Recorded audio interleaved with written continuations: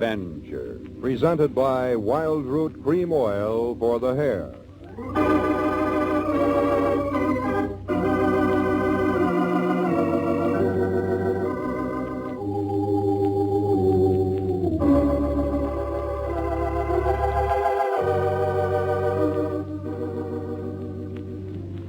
Over the minds of mortal men come many shadows. Shadows of greed and hate, jealousy and fear. Darkness is the absence of light. So in the sudden shadows which fog the minds of men and women are to be found the strange impulses which urge them into the unknown. Dark Venture.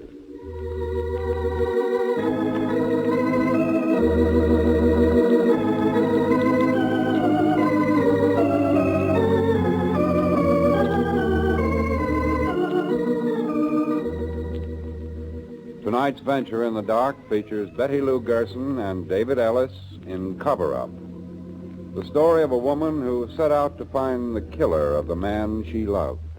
Dark Venture is brought to you by the Wild Root Company, makers of Wild Root Cream Oil for the hair. Again and again, the choice of men who put good grooming first.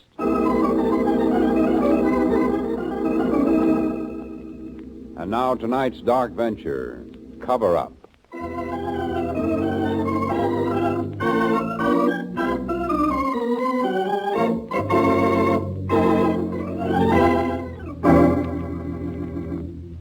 I will tell exactly what happened and the orders that have happened from the moment I arrived in Munich, February 2nd of this year.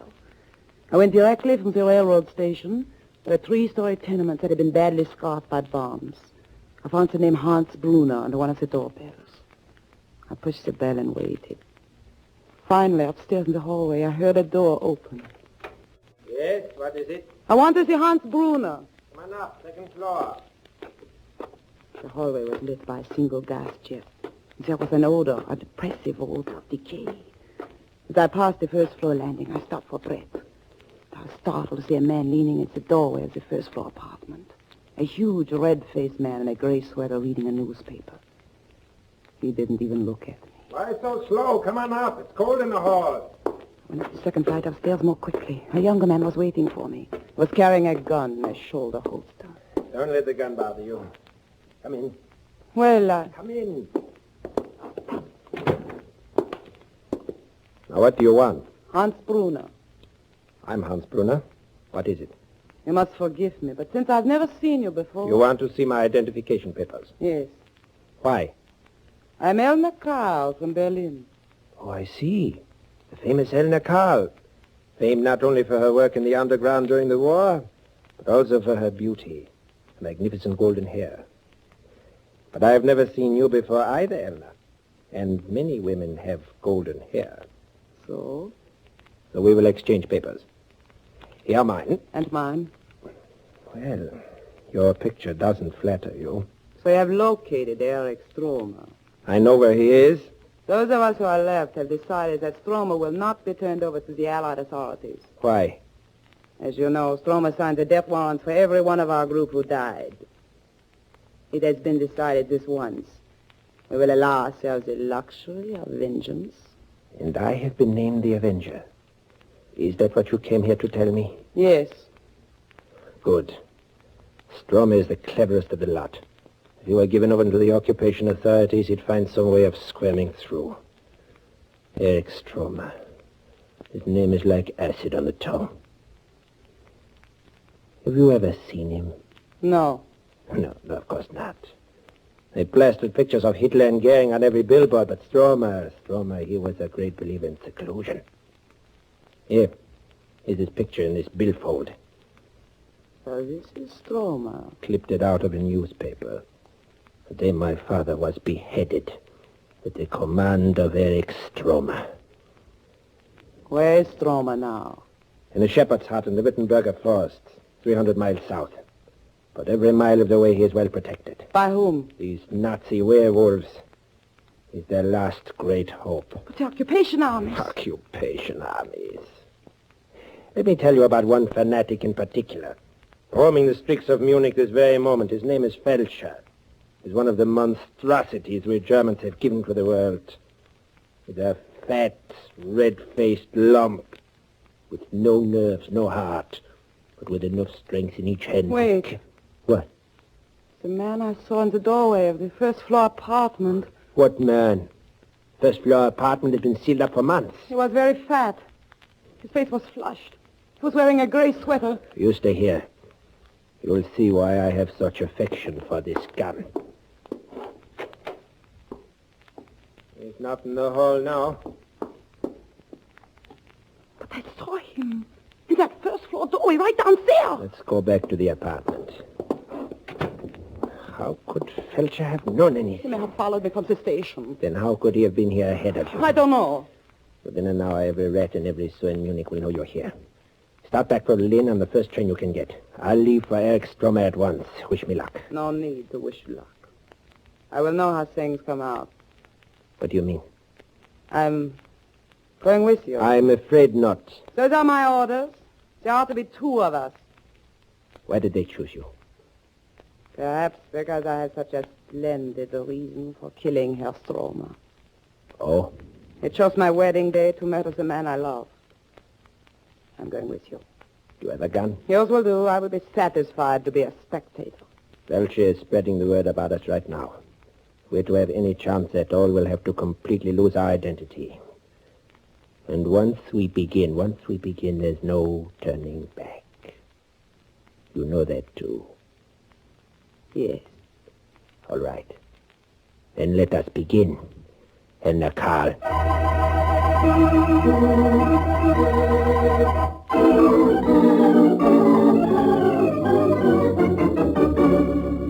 We purchased false identification papers and became Hilda and Ernst Schiller. Then we went to the public square where the black market operated in the open.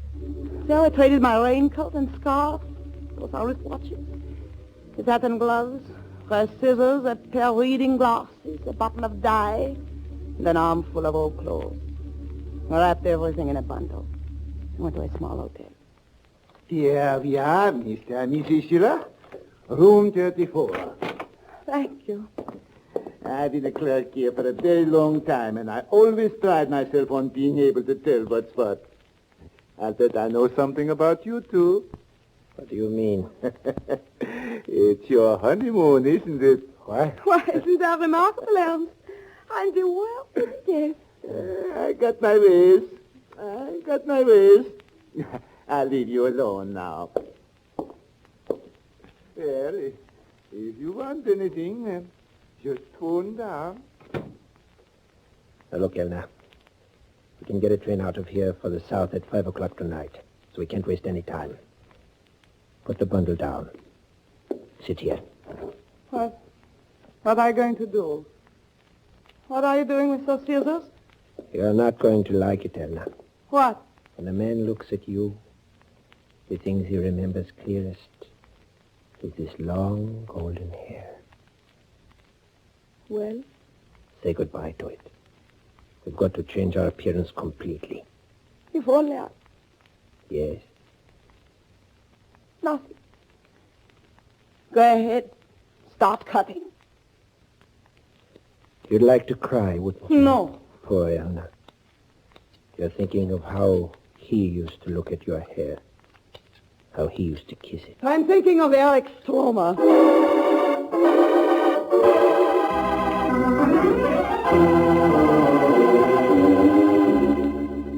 He cut my hair very short, then dyed it gray. While it dried, he shaved off his mustache, such that his own hair was gray. Then he went into the bathroom, changed clothes. When he came out, I felt a kind of chill in my heart, as if someone else had come out. He looked like a seedy old school teacher. Then he finished with me.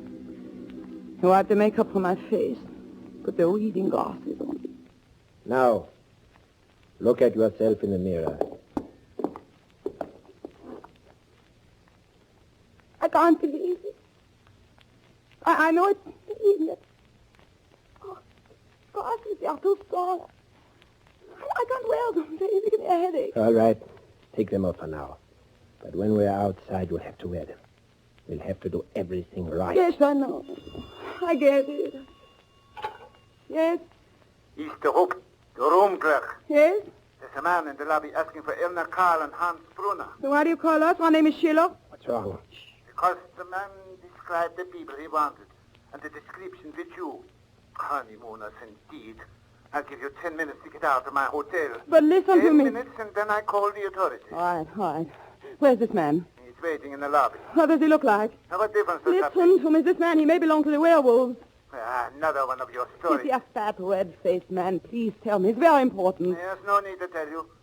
You described him as perfectly as he described you. Very well. Felch, down to the lobby. He followed us. Sir, give us 10 minutes to get out. I will soon know if our disguise is as good as we think. What do you mean? Give me the bundle of our old clothes. We're going downstairs. But this Felcher... is the chance to find out. We've got to know if they can recognize us before we start.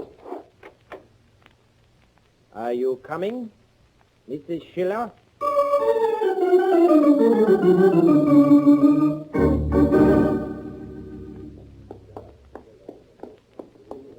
There's Felcher, sitting in a chair reading a newspaper. He's the one I saw in the hallway. He's looking up. He's seen us. Right. Keep walking toward the door. It's working. He's gone back to his paper. Now we can start for Eric Stomer.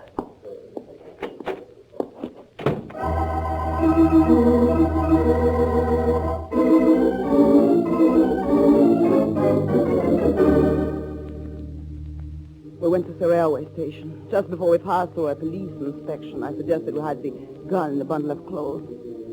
Luckily, it wasn't found. Then I got another bit of luck. When we boarded the train located our section, we found the compartment, which was meant for 6 passengers, was empty. Well, now you can take off those glasses. Yes. My head feels like a sore thumb. It's starting to move. In 10 hours, we'll be there. How do you feel? I lost the headache. I'm a little shaky. Oh, no. What is it? Look through the window. Felcher, running for the train. He'll never make it. He did make it. He's on our train.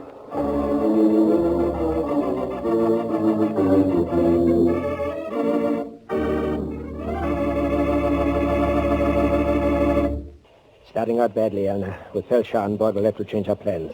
We'll have to leave the train at the next stop. But we look so different. I'm certain he didn't recognize us in the hotel. We can't take the chance.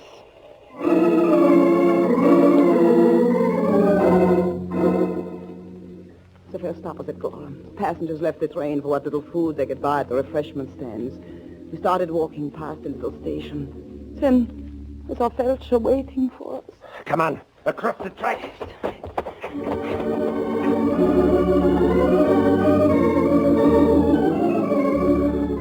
We ran down the tracks until I was ready to drop. When we looked back, the station was at least half a mile away. I sat down and rested. After a while, the train was on its way again. As we came by, we flung ourselves to the ground. Felcher hadn't followed us. Was he on the train?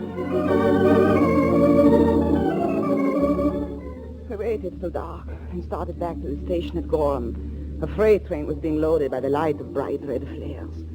We walked past the freight cars till we found one that was open. Look around.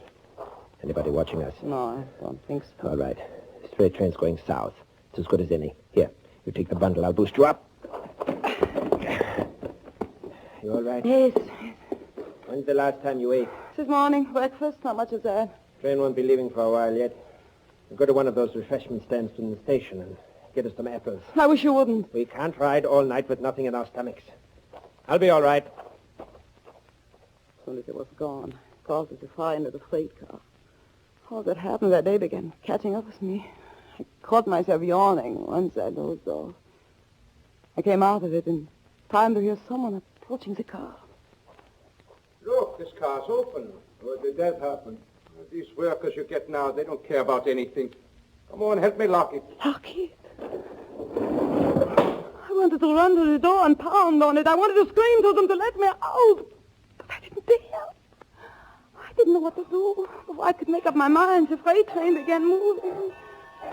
Then I ran to the door. Let me out. Let me out! cars. No one to hear me.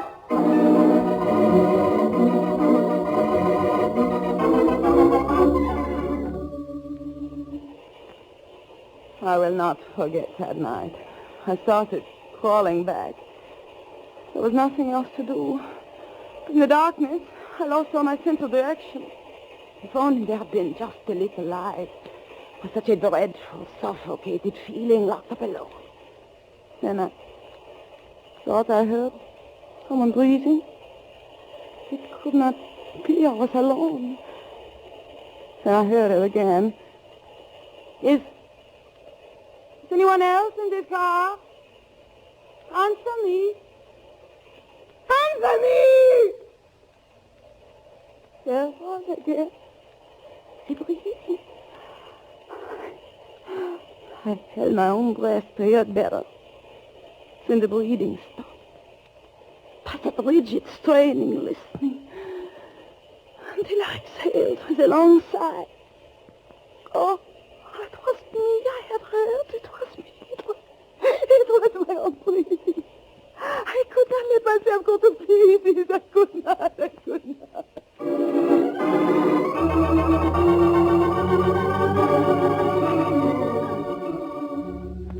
Finally, out of sheer exhaustion, I must have fallen asleep. Because the next thing I knew, the train had stopped. The freight car door was being pushed open. Elna. Oh, what happened to you? I'll tell you later. Get the bundle and come over to the door. I have it. Now give me your hands. Now jump. Where are we now? Just outside Durenberg. Train stopped at the water tower. What time is it? Not quite midnight. Why did you leave me in that car? Why didn't you come back? I did come back. I was already locked. Train was ready to move. Look at me. I had to ride in an open coal car. I thought we had been separated on the dreadful night. I told you this would be the longest 300 miles anyone ever traveled. We've gone most of the way, and there's barely 100 miles left between us and Eric Stober.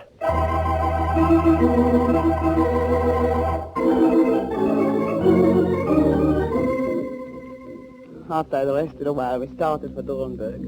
We found a bus station where a little group of people waited for a bus that was already 5 hours late. Finally, at 2:30 in the morning, the bus came, a battered old military bus that would leave us almost at the doorstep of the house we were planning to visit. It was dark in the bus, very crowded with passengers trying to sleep in the uncomfortable seats. We stood in the aisle for a time, fighting to keep our balance. No need to stand up. What? Yes, I'm talking to you and your friends. There are 2 seats over here. Let's go. Yes, I'm so tired. Thank you very much. We are coming. It's very kind of you. Don't say anything. Plenty of room. You, miss, you can sit next to me. And you, sir, there's room for you right in the back. Yes, all right. Stick your bundle under the seat. That's right. I saw you standing up. I thought to myself, now, why shouldn't they be comfortable?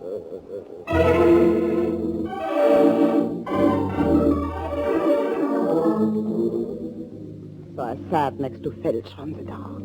He was eating a melon, cutting off chunks with a large pocket knife, smacking his lips in appreciation, completely at peace with the world. Somehow that made it even more terrible. I wanted to run to the bus driver. I wanted to tell him about Felcher, that he was a Nazi werewolf who hunted down people and killed them. But how did I know about the bus driver? How did I know about anybody on the bus? I ask you, would you like some melon? What?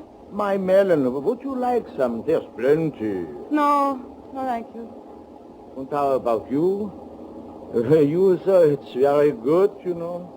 Well, I guess I am pretty hungry. Help yourself. More than enough. Here, take the whole thing. Cut yourself a good piece. Thank you. And where are you headed for, miss? Oh, didn't you know? I'm going to Wittenberg.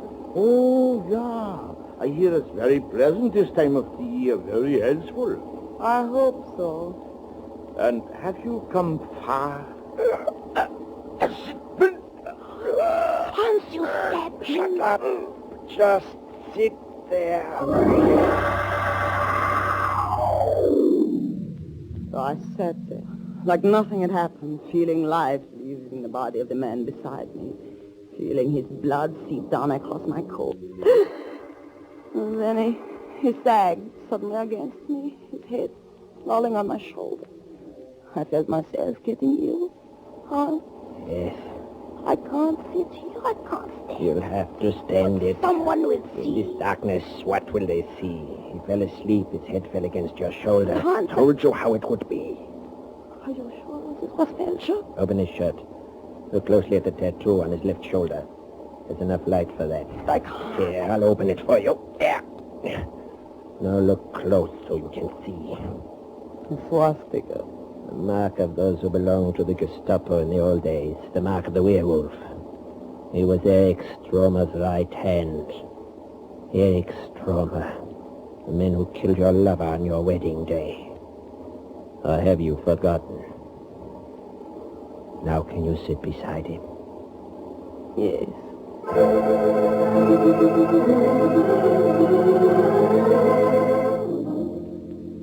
It was almost 3 hours. Felcher's body sagged against me. I was just about crazy by the time the bus stopped. The driver called. We were at Wittenberg. We were the only ones leaving. Hans cut his bundle from under the seat. I pushed Felcher's body against the window. And we started out of the bus. Every step of the way, I expected someone to stop us. But no one did. The bus pulled away, leaving us standing in the cold dawn. It's half a mile from town. All right. How are you feeling? Fine. You've been through a lot. It will be worth it. Let's go.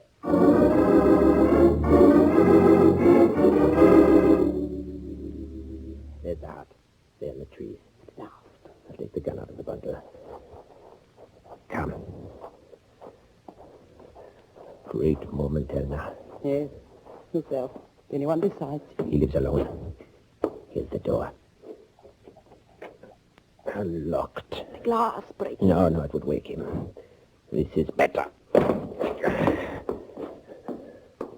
It's empty. You were wrong. Stromer isn't here. I was not wrong. Erich Stromer is here. And in this room. What? Welcome to my humble dwelling, Elna Karl. You. Yes. I am Erich Stromer, not Hans Brunner. Wait. You're forgetting this gun. You're not leaving. Why did you bring me here? This was best, the safest way. Also, it provided me with such pleasant diversion. I don't get much of that these days. You must forgive me. It was so delightful to watch you change before my very eyes. From a beautiful, confident disciple of this new democratic Germany to a weary, terrified, rather ugly creature. You had to bite your lips to keep from sobbing when I cut your lovely hair, didn't you, Ellen? For my part, I had to bite my lips to keep from laughing in your face. And the glasses. Glasses, Elna. They give you a dreadful headache. That's what they might. And your hours in the freight car and Felcher's cold head resting on your shoulder. Felcher? Then he wasn't? Oh, yes. Felcher was a Nazi, all right. One of my trusted followers. How else do you think he was able to follow us? Why do you think he gave me the melon with his knife? When you told the hotel clerk about him, I fear you destroyed his usefulness. And what about me? I would like to spare you, Elna. Despite your rather tattered appearance, I think it would be pleasant. Unfortunately, it would also be extremely dangerous. And so you're going to kill me? Yes. Now, Elna. Now. Well, what's wrong? What did you do to this gun? What did you think I did, Erich Stromer? When you left your bundle in the freight car, I found the gun and I took the bullets out. You knew about me. Yes, I knew about you right from the beginning. I'll still kill you, Elna. No, I don't think so. When Felcher's body sagged against me, I found he had a gun, this gun, and this gun has all the bullets I need. Elna, now listen to me. You listen to me. I have listened to you in these last moments of your life. No, Elna. Yes. I knew you were, Stromer. The moment I saw you in the doorway of Hans Bruner's apartment. You found out he discovered your hiding place here on this rise, didn't you? You found out he'd been appointed to hunt you down and kill Yes, you. Helena, but you listen to couldn't me. take any chances, so you came to Munich to kill Hans Bruner before he could kill you. You had just finished killing him and ringing the bell. Hadn't you, Stromer? Helena. Hadn't you? Yes. And you would have killed me there in that apartment, too, if I showed the slightest signs I know you weren't Hans Bruner. Yes, Helena, that's all very true, but still you can't shoot me in cold blood. I told kiss in you I had cold a very blood. good reason for killing you. That you murdered the man I loved. On the day we were to be married. But Helena, listen to me. That was long ago. That was Long ago, yesterday was to have been my wedding day. Yesterday.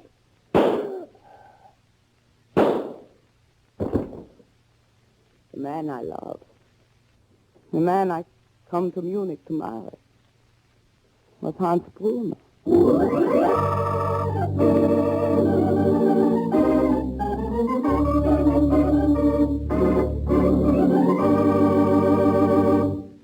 Tonight's Dark Venture was written by Larry Marcus and directed by Leonard Reed.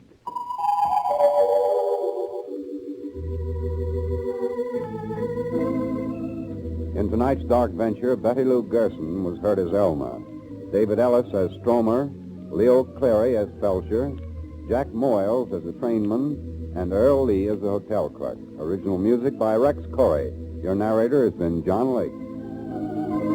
Until next Tuesday, remember, smart girls use Wild Root Cream Oil, too, for quick, good grooming and to relieve dryness between permanents. Mothers say it's great for training children's hair.